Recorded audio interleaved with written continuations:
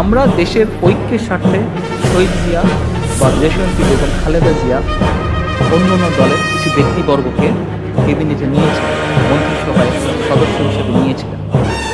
তাদের কারো বিরুদ্ধে শেখ মুজিবের সময় বা শেখ হাসিনার অন্য শাসন আমলেও তাদের কারোর বিরুদ্ধে শেখ মুজিবের সময় অফিসিয়ালি রাজাকারের আইনে বিচার হয়নি, তারা জেল খাটেনি, কোনো কিছু হয় নাই। ভাই বোনেরা, কিছু কিছু মানুষ বা কোনো কোনো গোষ্ঠী ইদানিং বলতে শুনেছি বা বিভিন্ন জায়গায় কেউ কেউ সোশ্যাল মিডিয়ায় বলে যে অমুককে দেখলাম, তমুককে দেখলাম, তমুককে দেখলাম, এবার অমুককে দেখুন।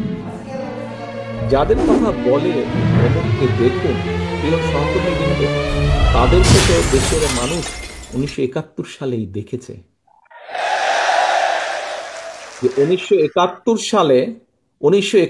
সালে তারা তাদের নিজেদের স্বার্থ রক্ষার্থে কিভাবে লক্ষ লক্ষ মানুষকে হত্যা করেছে, ঠিক যেভাবে পতিত স্বৈরাচার পালিয়ে যাওয়ার আগে হাজারো হাজারো মানুষকে হত্যা করেছিল ক্ষমতা ধরে রাখার জন্য।